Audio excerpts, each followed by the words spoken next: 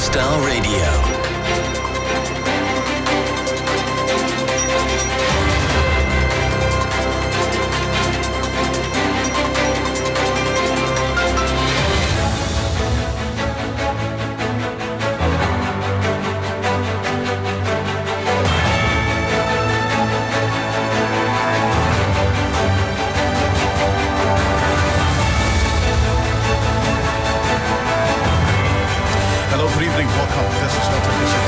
News up here at Desawe Kanda, also live on 3FM 927 on Facebook, Twitter, and Instagram. You can also listen to us all across the world on 3news.com. We're live on Kesme 107.1 in Tamale and beyond, and also on W93.5 in Wa and beyond. Coming up this evening here on Hot Edition on 3FM 92.7.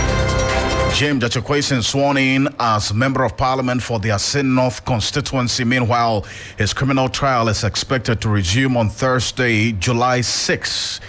The minority, however, is saying they will no longer cooperate with the majority to undertake government business. Each time the Asin North MP goes to court, they will go to court with him. All 136 of them say every day that James Jachikwesen will be in court, they would abandon their parliamentary duties and solidarize with him. We'll give you details of the reactions to this. Also, killers of the 90-year-old Ekia Dente sentenced to 12 years imprisonment for manslaughter. That's the updates for after almost 3 years of this incident happening. We'll give you details of this here on Hot Edition on 3FM 92.7, as well as the latest in business, sports, and entertainment coming up over the next 60 minutes. Stay with us.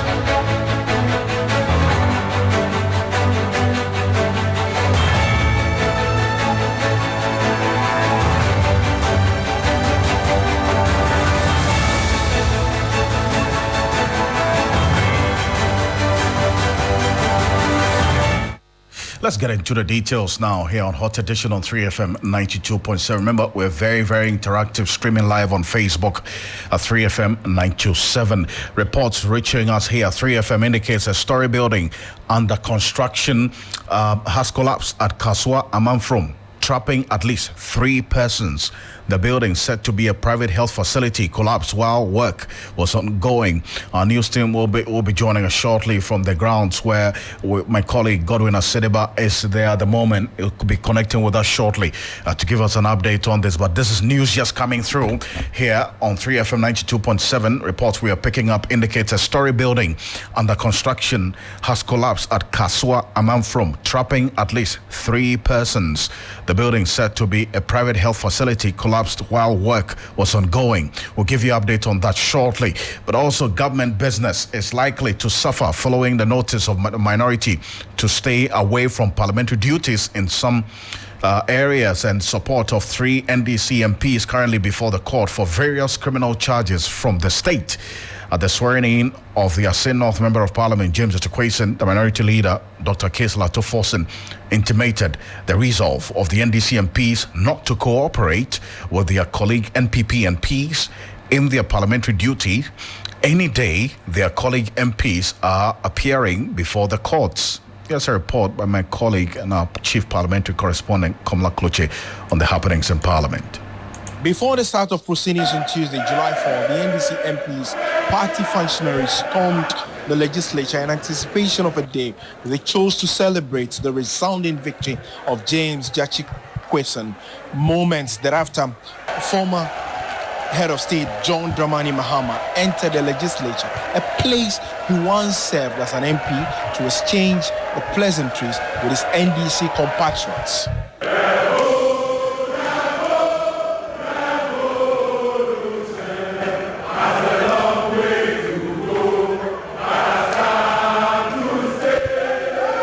Chairman of the NDC, Johnson Asedun Ketia, will not pause his tauntings following the victory of James Jachikwesen.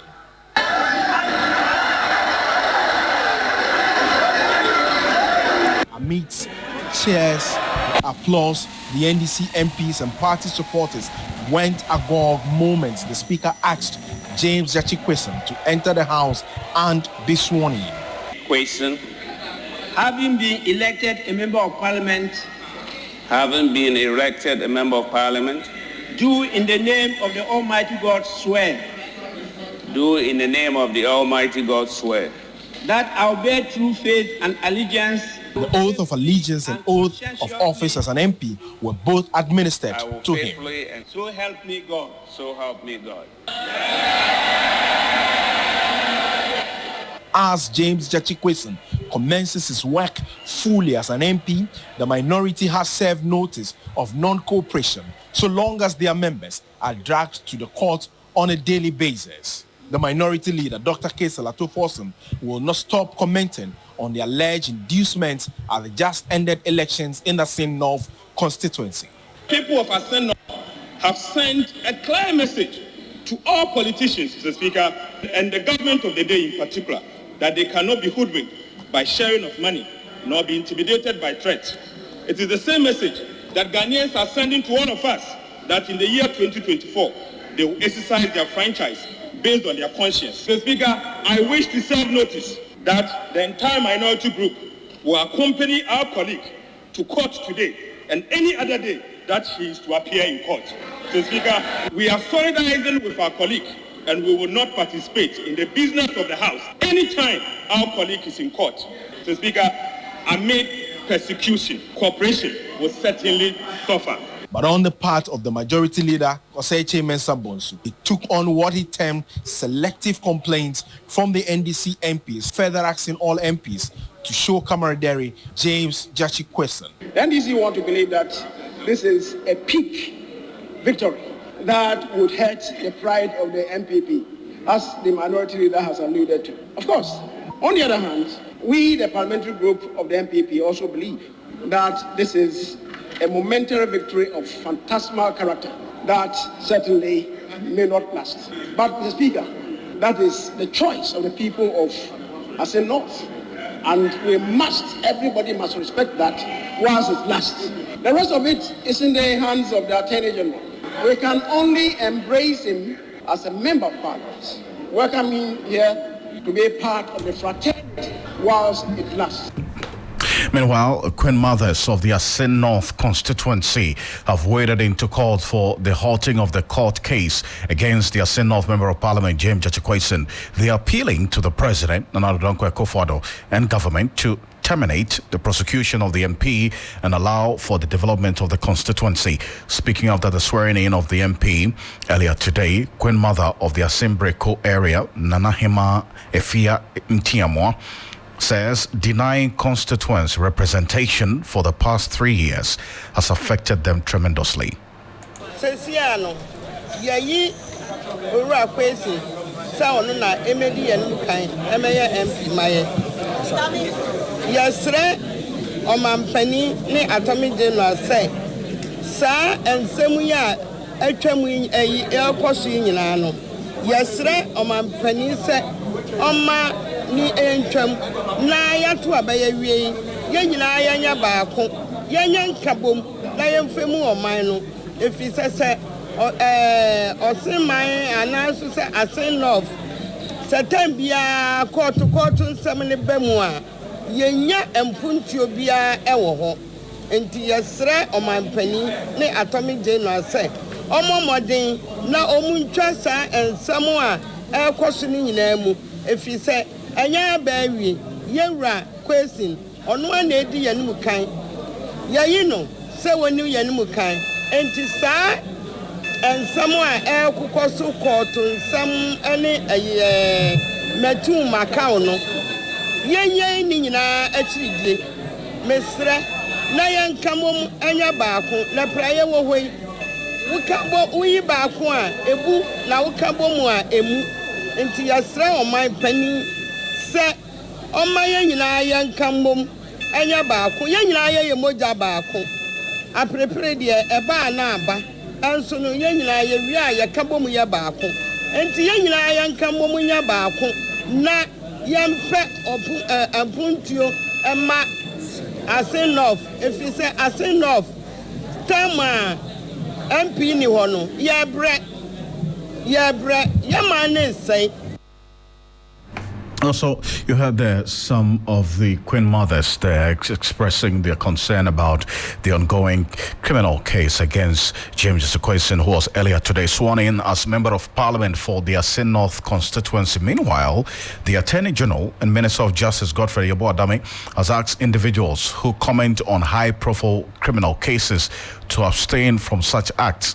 He says their commentaries that exceed the permissible limits of free speech, and what we are learning as well, unduly interfere with the work of state prosecutors and put unnecessary pressure on the courts. That's according to the Attorney General. The AG's statement follows an appeal by the Domahin Osajifo Osiadeyo Ajimambedu II for the ongoing trial of James Ocansey to be halted. Now, there's been some reactions to this as well as to whether this particular statement by the Domahin really went beyond the admissible or permissible ranks of law. Some agree, others dissent.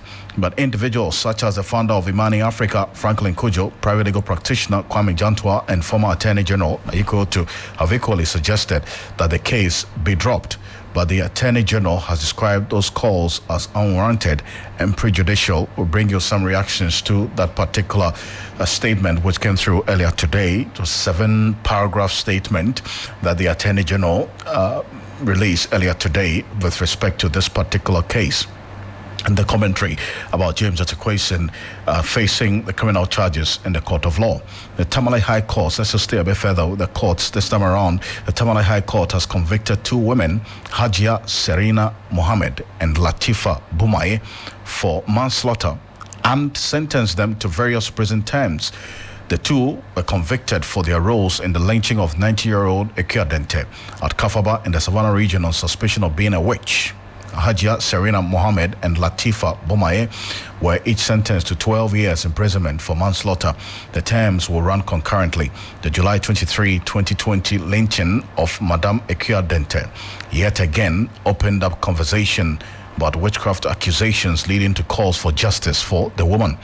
Christopher Marco is my colleague. He's been following this story quite closely. He's going to be connecting with us on the telephone. But it's almost 3 years that this incident happened. It's now that the family of the late Ekiadente, the 90-year-old, are getting justice after that act, barbaric act, as was condemned by a number of people.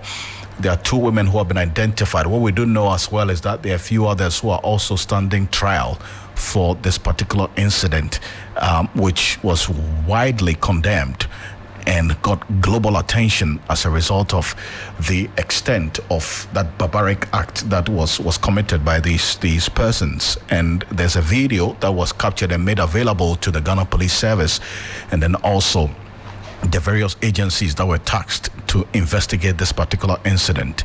After the Ekiadente incident, there were 2 other incidents of lynching of persons who were accused of being witches in both the northern region and some parts of the Savannah region again. Those 2 cases as well, we're following quite closely. The update we have is that some 7 persons were arrested and 3 of them were released. 4 of them are still standing trial.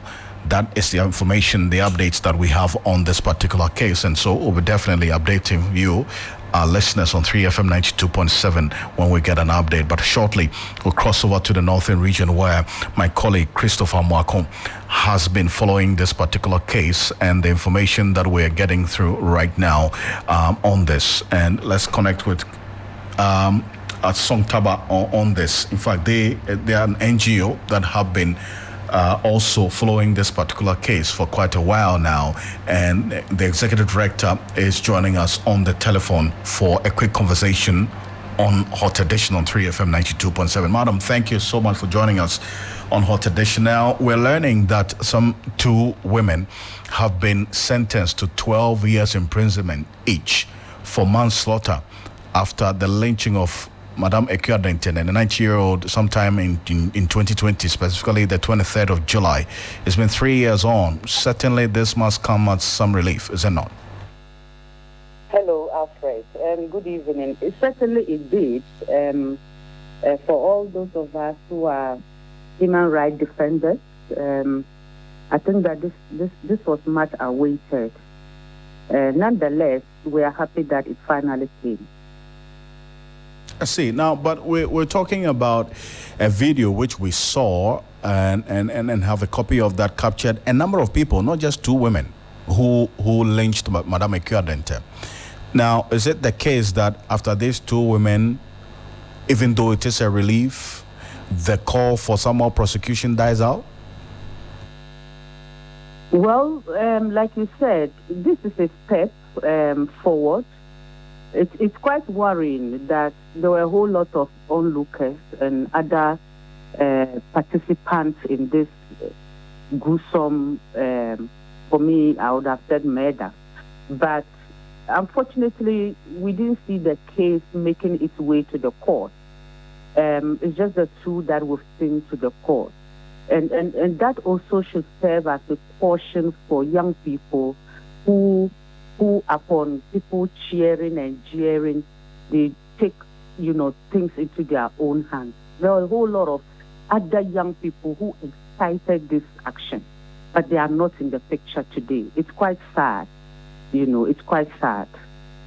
Now, but did this particular incident impact on the call for something more instructive to be done to discourage the practice of tagging people with witchcraft? Because after this widely reported Madame Equia-Dente incident, we still had instances where people were accused of witchcraft and lynched. Some almost lost their lives. Yes, I think the very recent one where we had two people killed at Zapalisi is another case yet to be battled with. For me, I see a motivation in this judgment today, especially in the discussion currently ongoing about criminalizing witchcraft, of which the Anti-Witchcraft Coalition, are together with the private members are pushing for the bill to be laid to Parliament. And so this is a step in the direction, and when the bill finally comes to an act, then it will further discourage people from taking the law into their hands, because I don't see anywhere in our constitution that says that witches should be killed, if there are anyway. Right, but for how about the community leadership as well? When this incident happened, I recall that the likes of your organization and many others were calling for a community-led approach to dealing with this, instead of always having the law come in. And it's not as though there are no laws to check some behavior of this sort. Implementation has always been the challenge. So how about the community leaders as well? This is a deep-seated cultural issue, and certainly we cannot ignore the role the communities and our traditional leaders can play towards this.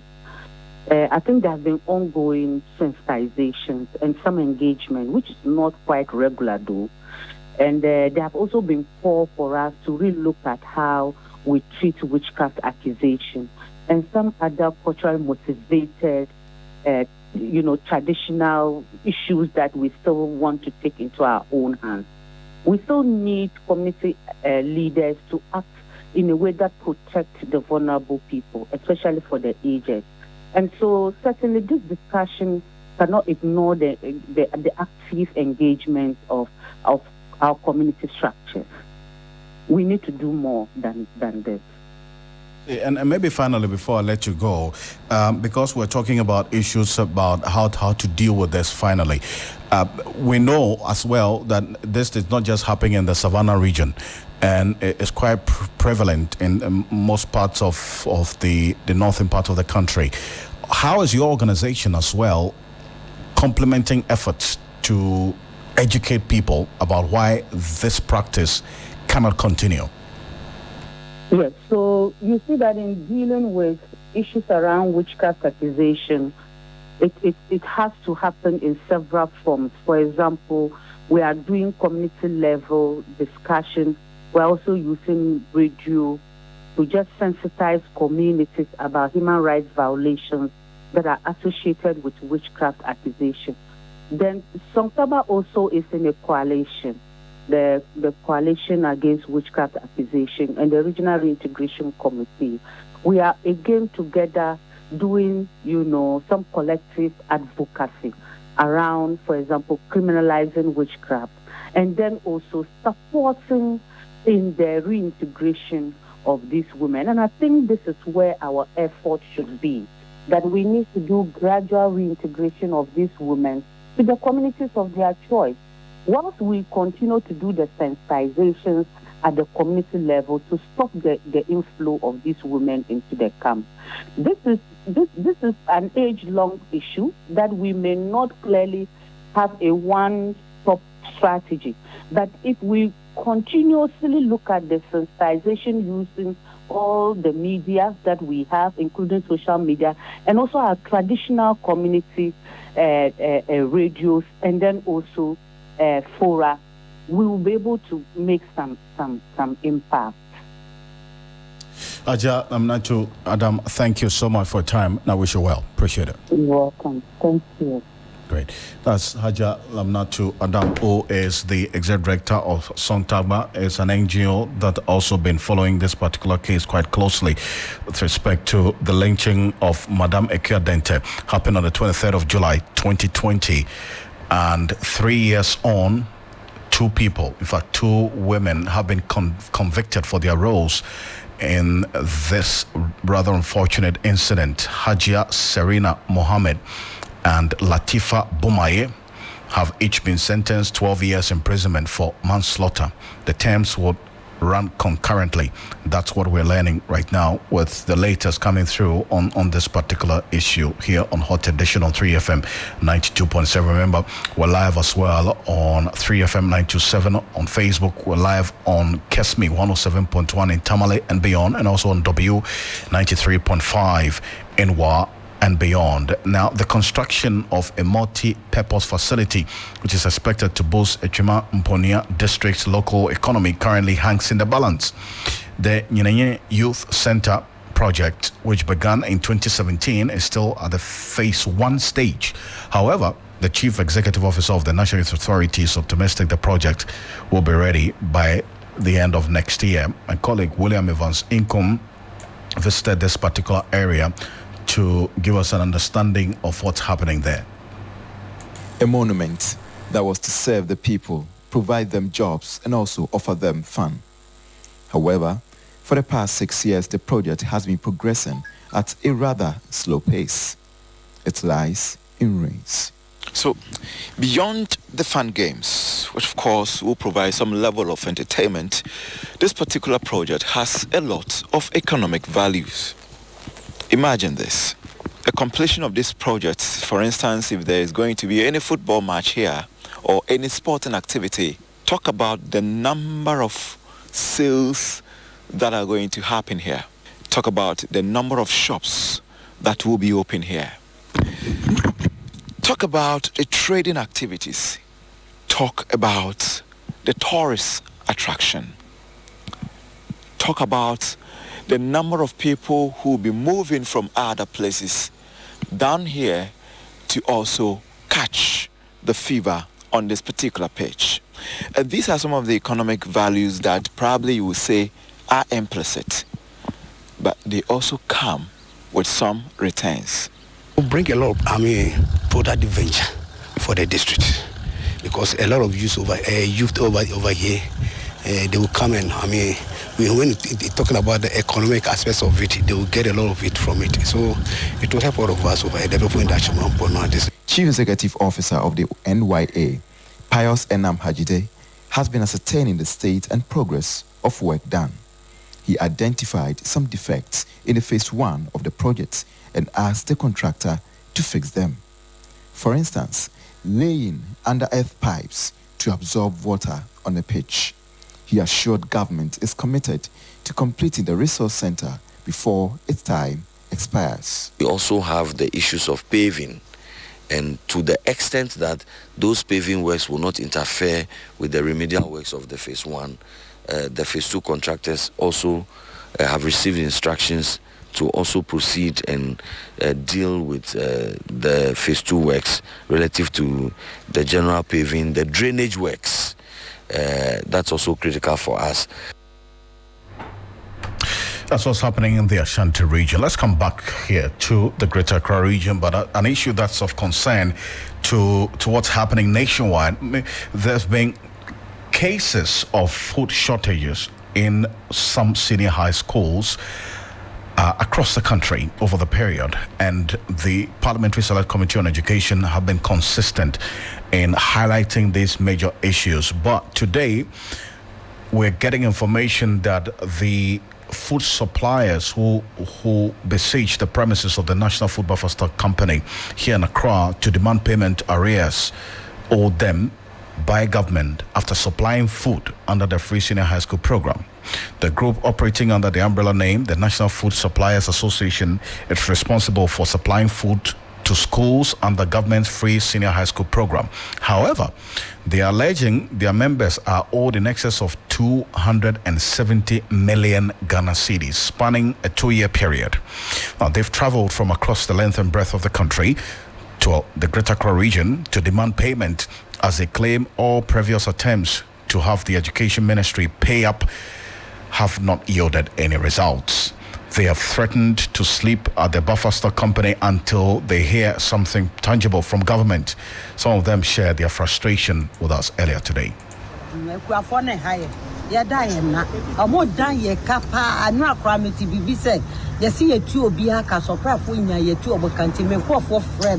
Say, I didn't yet you a bimuka, Namedia, Yentia Meka, Mintu Moka, so Yentia Meka. I can't make and say, me when they say buffer stop nearby, no, the Diagro. What the Akume Diagro, Mopeso Mukume, and they say, Says me to way, me too few, Mintifi, me won't crank it all. I might be any pie qua no more, since I'm a free amount for near ma, or more trimming. Once an omdia politics. Yachia, na pressure, a bar neighbor, pressure bar neighbor. Just say, a more din ye pa, a more din. Me want me cat me better. Yeah. Me better, you need baby cook.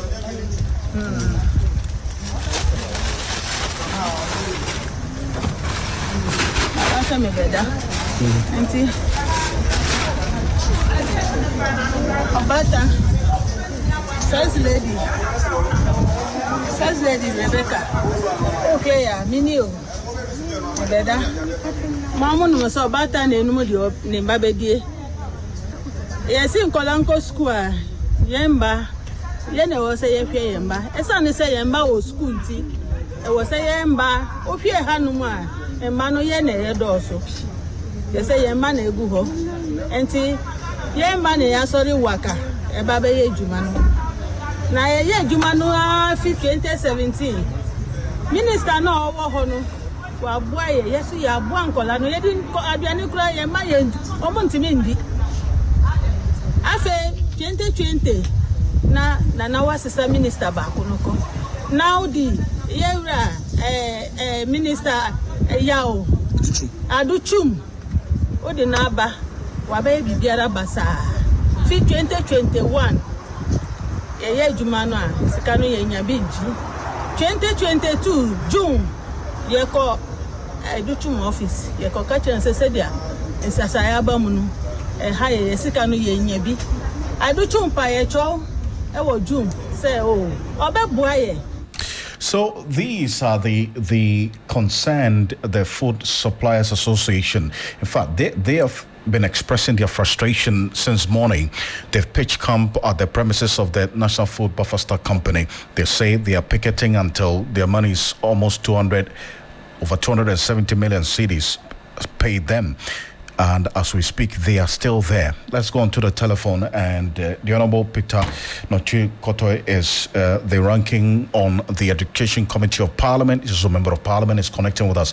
Honorable Peter Nochi Kotoy, thank you so much for joining us here on Hot Edition. Now, I know that this is something that has come to your attention as a Committee on Education in Parliament, but what has been done? I mean, from the committee's perspective, has the Minister of Education been giving you any information about when the monies will be paid these food supplies? Thank you very much, and good evening to your listeners. Yeah, the ability of government to pay the food suppliers who work directly with buffer stock has been an issue of concern for us. For almost 2 years now, buffer stock is always in arrears of payment to the suppliers. And we have raised this issue a number of times on the floor, that if we want our children to be fed well, the government must pay them regularly. And as we talk now, if by the close of this week, these suppliers are not paid, there will be serious food shortages in our schools. So this morning, I think there was a question by the Deputy Ranking on Education, Dr. Apak, on the finances of the free SHS program. And the answers were not conclusive. So there is nothing in sight now that I can promise that the suppliers are going to be paid. And it's good you have raised this issue. Tomorrow, I think in our discussions again, we will raise the matter on their behalf, because the school calendar must be complete, must be followed to the end as proposed. So there is no promise by the minister I can say now, because he also depends on the Minister of Finance for release of funds, and the funds are not being released to him. So a lot of activities that are run by the ministry are in abeyance, because funds are not coming to the ministry for them to do what is expected of them. But we're talking about a debt of over 270 million cedis, which spans over a 2-year period, which means that in every budget within this 2-year period, monies were allocated for the purchase or the payment of food to feed the students under this free senior high school program. So what has the minister been telling you about the disbursement of the monies in every budget over the last 2 years for this purpose? Yeah, he always laments, let me put it that way, that he's not able to receive the full complement of whatever is allocated to him or to the ministry. Because as we are saying now, or we are talking now, capitation grants for over 2 years have not been paid. Subscriptions to other agencies are in arrears. And the schools are not even receiving, I mean the senior high schools are also not receiving the grants that they must receive based on the student population. They are not receiving those things. So he also complains that as a member of government, he cannot go outside and be talking. So he's always quiet because there's nothing he can do. So he's not receiving his total allocation. That is the challenge he's facing as a minister, or the ministry is facing. So everything there is an arrears. Capitation grants, funds for special education, everything is in arrears. And it is a very bad situation for the education sector in the country. But is there any update from the finance ministry as to when allocations made will actually be fulfilled to the education ministry, apart from how dire the situation is that you've been telling us? Well, he has not given us any indication. The committee does not have any direct link with him. We do our work through the Minister for Education.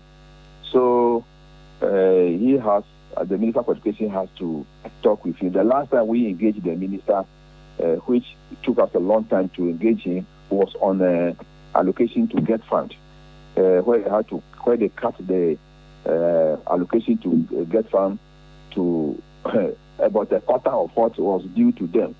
So we had engagement with him. He promised that in the in this year's mid-year budget review, he might do something about it.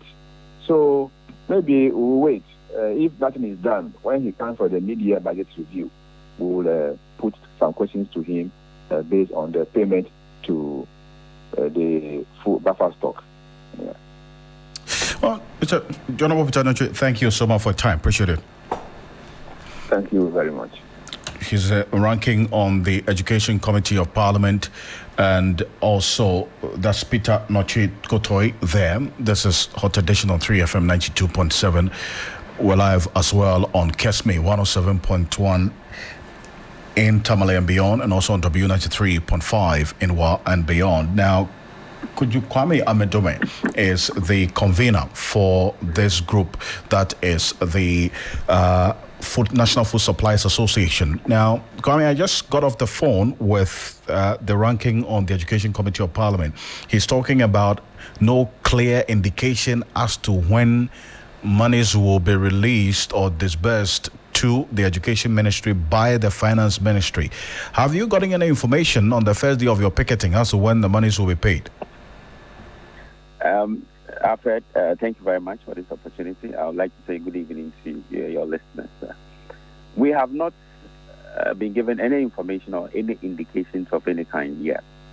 But as we said in our earlier communications out there, we are not etc. So we are going to be here till we get paid.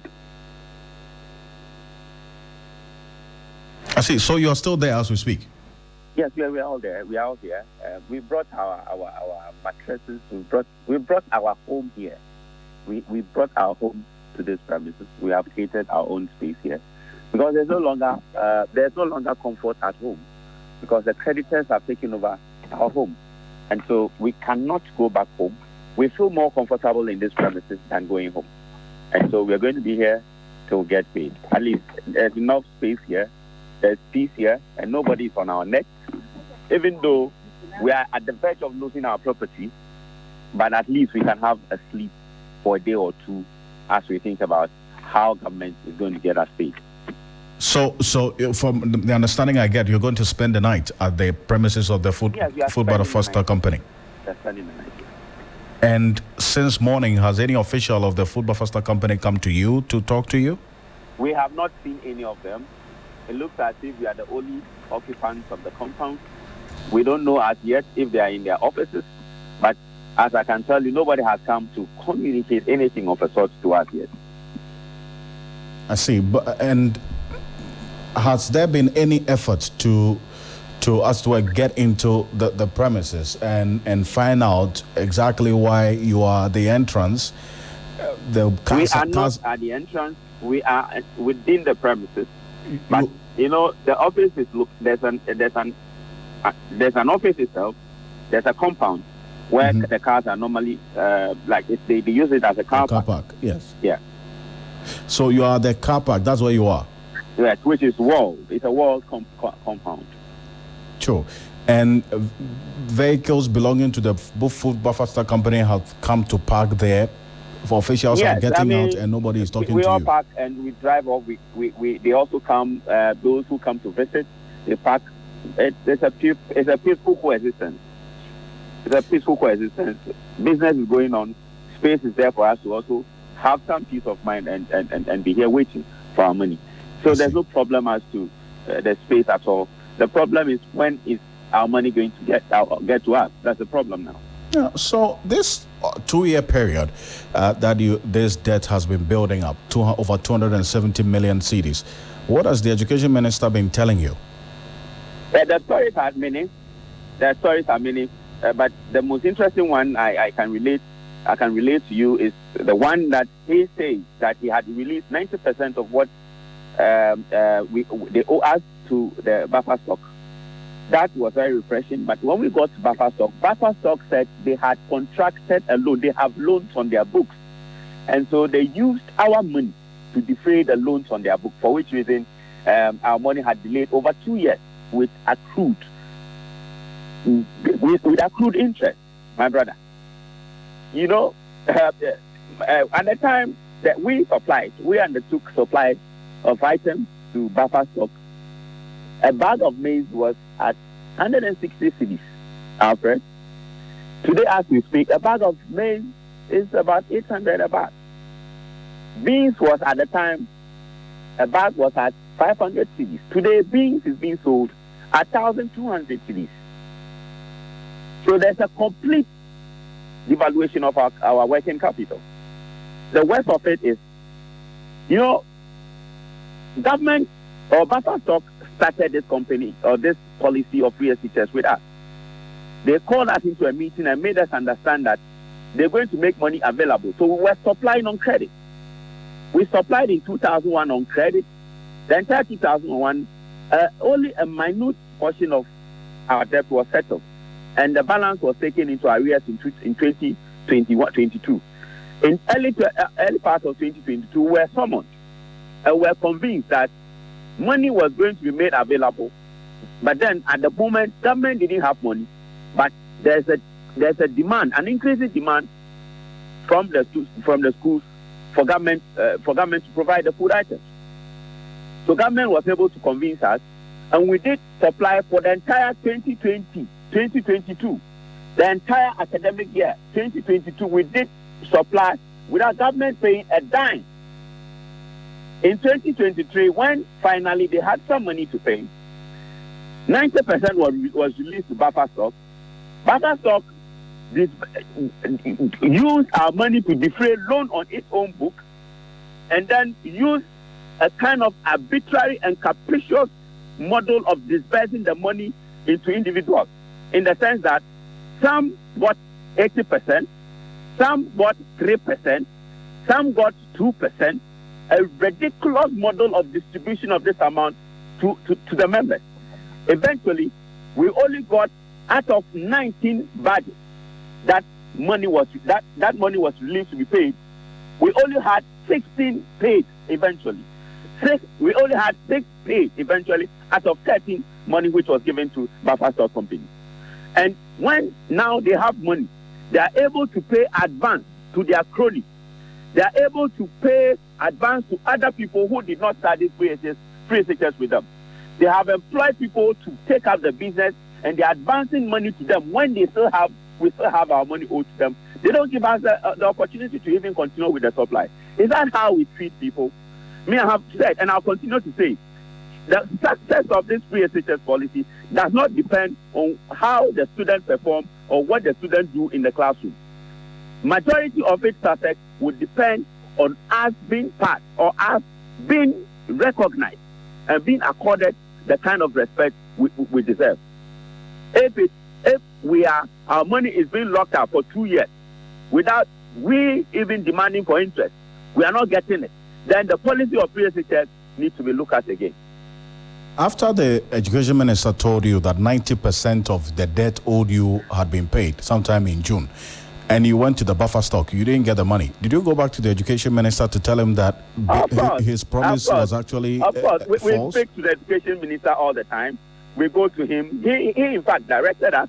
Even in his office, he pulled a phone and called the CEO of Buffer Stock with a number of times, but he never got his call answered. I don't know if he returned his call later. But at that point, we were in the minister's office. When the minister placed the call to the CEO never picked up his call. Then we went to Buffer Stock. That was when we were told that he had gone for Mecca. So we were asked to wait. We waited till he came back from Mecca. Someone asked into a meeting, admitted that he had taken 90% and that he had used part to defray a loan that was standing on their books. My wonder has always been how on earth will a state, a non-revenue generating institution like Buffer Stock, how on earth would that institution be able to secure loans from a bank? On what was the profiling? Anyway, we don't have the capacity to be throwing those questions now, but we want our money to be paid. That's the most important. Indeed. So if you don't hear anything, how long are you, or do you intend to stay at the premises of the Buffer Stock Company? We will be here till we are paid. Till you're paid? Yeah, my brother. Yeah. We have done this journey for 2 years. We always journey. You know, our membership is run across the entire region. We have membership in Upper West, Upper East, Upper Kumasi. Everywhere we have membership. And so we summon all of these people at our own cost. Every time we come, there has always been the story that we will pay. CEO has gone to Mecca, we should wait for him. He comes back from Mecca with all the blessings, but yet we don't get our money paid. Kwame, thank you so much for your time. Appreciate it. Koku Amedome. Yes, thank sir. you. Yes. Thank you so much. And he is a convener for the Food Suppliers Association of Ghana. And they are picketing at the premises of the Food Buffer Stock Company Limited for their monies. Owed them almost 270 million cedis to be paid. This is Hot Edition on 3FM 92.7, some 13 minutes to the top of the hour, 6 p.m. And Nanaikya Mensa Brampa is here with the latest in business. Right, Alfred, good evening to all our listeners. And coming up in business, the Institute of Energy Security, IES, has revealed that natural gas supply from the West African Gas Pipeline Company Limited, WAPCO, to Ghana has been restored. Now, this comes after an earlier suspension of gas transportation services to the Ghana National Petroleum Authority, GNPC, over a debt of almost $14 million. Speaking to 3 Business, the Executive Director of IES, Nana Mwesi VII, stressed the need for the government to address such concerns to ensure constant power supply in the country.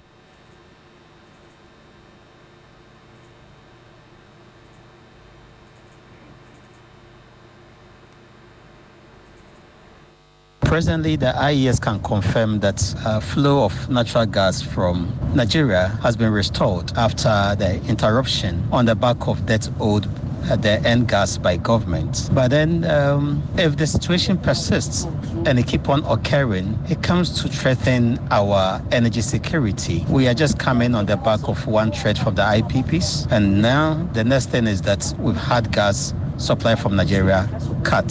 If it does happen again and is sustained, then of course we are going to lose part of our capacity. And remember, plants like Asogli are more reliant on end gas than from the West. And so any time gas supply is cut, it means that our power and the energy security is threatened. Government must ensure that we don't go back to such a situation again.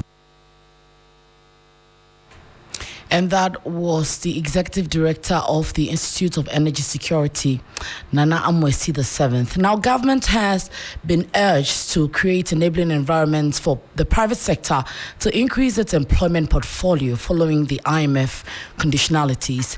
The fund program has come with some policy imperatives, including freeze on public sector employment for government urgent implementation. But speaking at the Ghana National Chamber of Commerce and Industry Dialogue Series in Accra, economist and director of ISE, Professor Peter Korte, said there is a need for government to empower private businesses of its looming employment crisis. Then you're tightening employment, as you saw in the program, to government employment. But in the private sector is flourishing, is what we saw the labor force. Unfortunately, we're having this tax increases and all that. But I believe if we are able to come out of this, then the private sector should be able to expand to accommodate some of this job losses or labor force. But that will require strategic decisions or policies from government to support the private sector. Otherwise, that growth cannot be performed very well. It is usually the private sector that should be giving the liquid environment flourishing. Economist and director of ISE, Professor Peter Korte there. And the Bank of Ghana is making a strong case for a coordinated approach in tackling inflation. Head of Research, Philip Abreduotu, said the central bank is committed to collaborating with the finance ministry and the private sector on improving economic growth. However, speaking to 3 Business, Mr. Otu stressed the need for the availability of sufficient data on the economy. We pick up everything that goes on in the media, and these things form part of what we take into consideration in formulating policy. The bank is also well placed strategically in picking up information from all over the country. We pick up prices from all over the regions, which serves as a leading indicator of future outcomes of inflation. We have leveraged on those outposts of the central bank, which is dotted all over the country.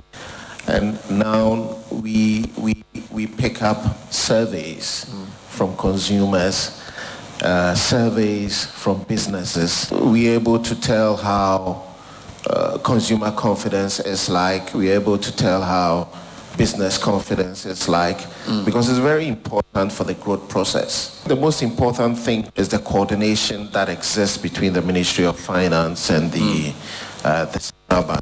One responsible for smoothing out growth, the other responsible for inflation and financial stability.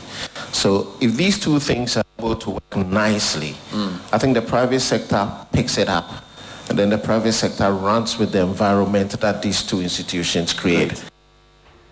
You heard the voice of the head of research, Philip Abredu Otto, ending it for the business segment on Hot Edition. When you log on to 3news.com, we have more business updates. My name is Nana Ikuya Mensa Abrampa. Sports is next, and Oreko is already seated. All right, what's up? Well, thank you very much, Nana Ikuya. I'll be starting with the European transfer window because AC Milan have announced that they've completed the signing of Ruben Loftus-Cheek as the England midfielder leaves Chelsea for Syria. In moving to Italy, Loftus-Cheek will reunite with fellow former Chelsea Academy graduate Fikayo Tomori, who has excelled for Milan since joining in 2021. The midfielder, who now would be an AC Milan player, explains why he left his boyhood club. Special feeling. For me, it's a new chapter. You know, I was at Chelsea for 20 years of my life. This is a special time for me to finally break away from the club, start a new chapter in my life, and for it to be at AC Milan is incredible. To have the opportunity to play here at San Siro, this huge club with the history it has, the legends that have played for the club, it's an honour to put the shirt on. Especially when Fikayo Tomori came here. I think he's a great example of someone who's tried a new challenge away from England and been very successful. It's just inspired me to come here as well. And I've played with Fikayo in the academy, and it'd be good to wear the same shirt as him in the San Siro. I've spoken to him a lot over the past month, couple of months even, especially when things came out in the press and he was asking me if I was coming. At times I couldn't say too much to him, but when things started getting serious, I started asking him about the club. He said, if you come, and you'll feel how big the club is and the history of the club. And so that was Ruben Loftus-Cheek's first interview after he completed his signing to AC Milan from Chelsea. But let's do some more here on the sports segment on Hot Edition because Jack Butland, who has left Manchester United to join Rangers in Scotland, is full of praise for former teammate David De Gea.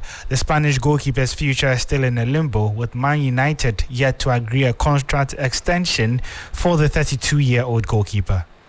He's a top goalkeeper. He's been at United for 12 years, I think it is now. An incredible servant to the club. And he may or may not be in the future. I don't know. I really don't know what's going to happen. I'm sure the future's going to be positive for him either way. But watching him, it sort of follows the pattern of what we're going to have this year with the amount of games. So the way that he trained, the way that he had to look after his body to make sure that he was ready to go and perform the amount of times that he had to.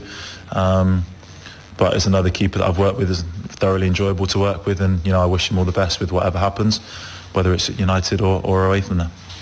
From football, let's do tennis to the Wimbledon, where Ons Jabeur defeated Madalena Frech in 2 straight sets in the first round earlier today. The Tunisian admits that she loves to entertain the crowd with her shots. Maybe it reflects a little bit my character, I like to joke around a bit. I hate routine, so for me doing those shots doesn't really go to the basic, forehand or backhand. So, and I like to entertain the crowd with some cool shots, so maybe I'll keep doing this. And so that was Ange Jaber. And we'll continue to bring you updates from the Wimbledon as well. But this all the time would allow us for on the sports segment on Hot Edition. My name is Oriku Ampofo, and up next is Entertainment with Akofa. Thank you very much, Oriku, for that one. And coming up on the entertainment segment here on Hot Edition, Cracks Global has officially released the Come Up album after a music writing camp with some promising talents. The 12-track album features artists like Dakwa Ofe, Nia Shong, and many others. After a successful music writing camp that was aimed at positioning talents and attracting international recognition and collaborations, Cracks Global has officially released a Come Up album.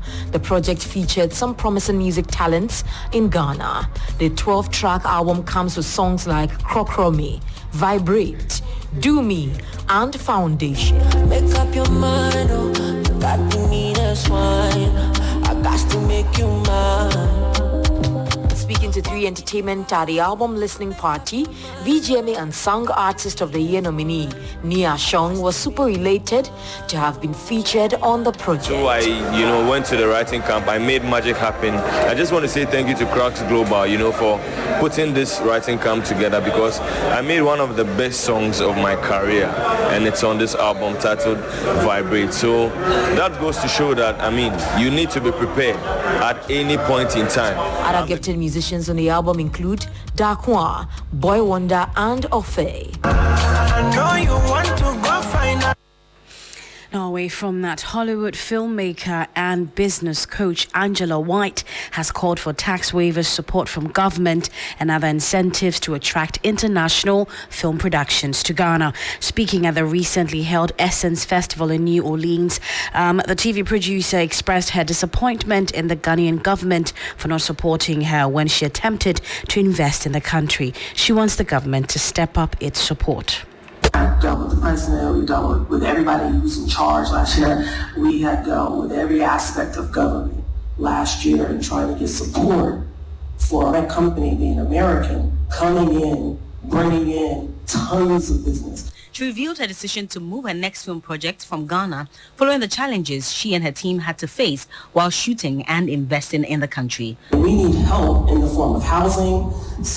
We need to form discounts for rentals and transportation. We need the country to work with us. And this became a really big battle that Chris and I were on the front lines with. And for me to go back to Ghana, that conversation has to happen again. The feature project 9 employed a crew of over 120 individuals and featured a stellar cast of more than 50 actors. Our crew was over 120 people. Our cast was over 50 people. We had hotels, Airbnbs, everything.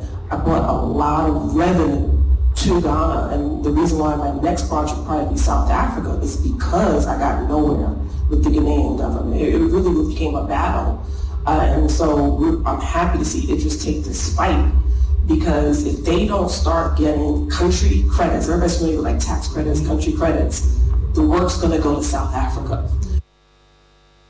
And you heard the Hollywood filmmaker and business coach Angela White at the Essence Festival in New Orleans. And that's how we end the entertainment news here on Hot Edition, powered by 3 Entertainment. My name is Akofa. Thank you for your time, Alfred. Yes, you're back at 8 o'clock with Wind Down. I am with Wind Down. Good stuff. Well, before we go, if you go on to 3news.com, you get updates such as the criminal trial of the Asin North Member of Parliament, James Otukwasin, has been adjourned to Thursday, July 6, due to his swearing in. His lawyers were expected to move a motion for a stay of execution on Tuesday as part of an appeal filed at the Court of Appeal. But ahead of the hearing, Parliament submitted a letter to the court notifying the parties of the swearing-in ceremony for James Otukwasin. All these and more you can find on 3news.com. Thank you so much for staying with us here on Hot Edition on 3FM 92.7. The drive continues with Giovanni, AJ, and DJ Fakol. I am Alfred Ocansey. Join me at 10 p.m. on TV3 for Ghana Tonight. Have a great evening.